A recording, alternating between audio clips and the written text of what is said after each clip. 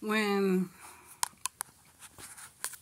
a white person that is biased and discriminative against black people. Hold on. I don't know why this thing's so bright. And they justify Jeffrey Dahmer's actions. Or they justify police brutality against a black person, especially when that black person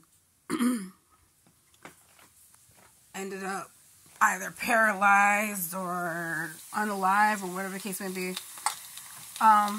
Or they have a problem with the whole movement of Black Lives Matters. It goes to show who they really are to me. First of all, I'm going to say this. And it's crazy because I tell them all the time, I'm not against all cops, because at the end of the day, I do believe that we should, like, respect authority. And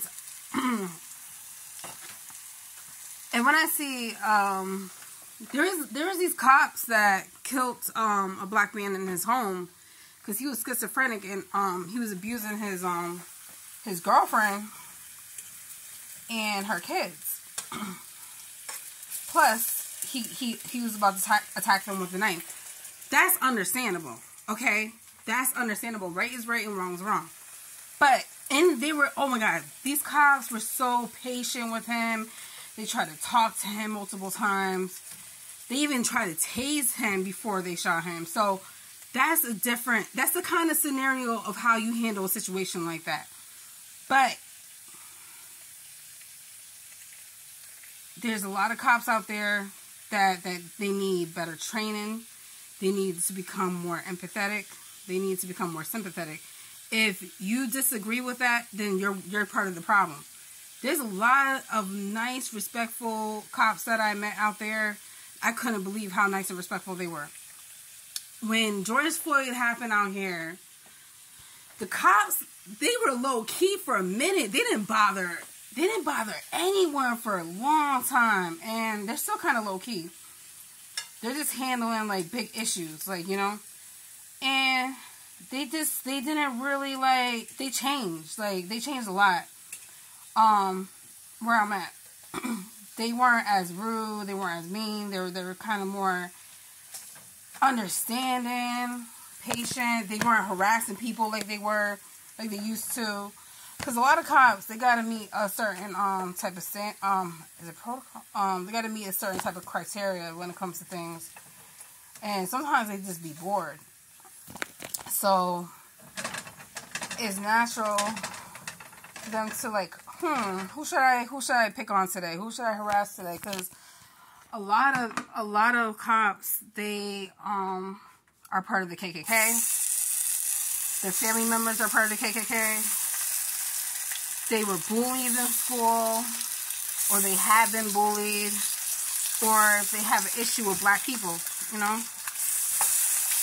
The first white cop that I have met that I have respect for,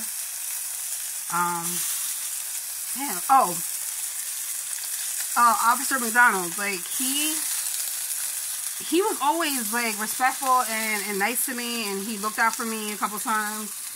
Not knowing, like, you know, at first when he approached me, after he heard what had happened to me, he was on my side.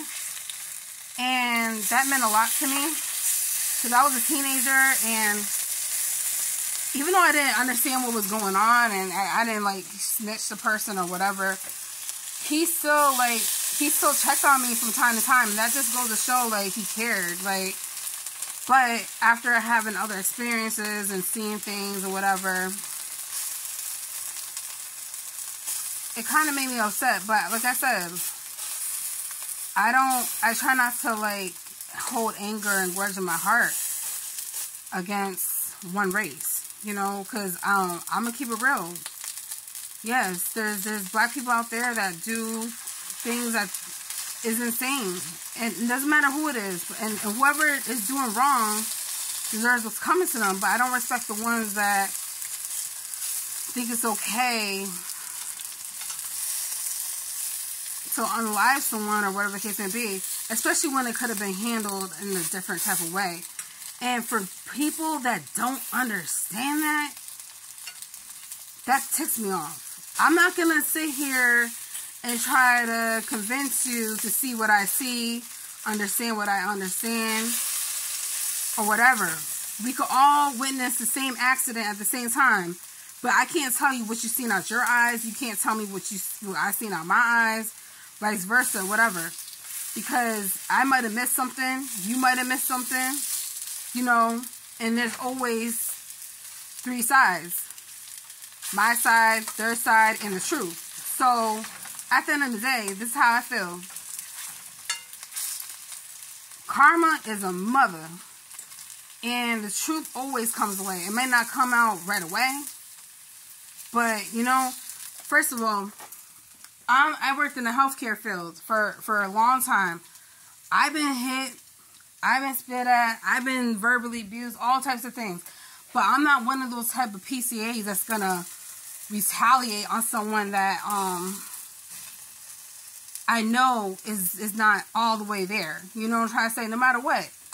There's PCAs and CNAs and nurses out there that will abuse an elderly person or disabled person. Is sick and sad to see.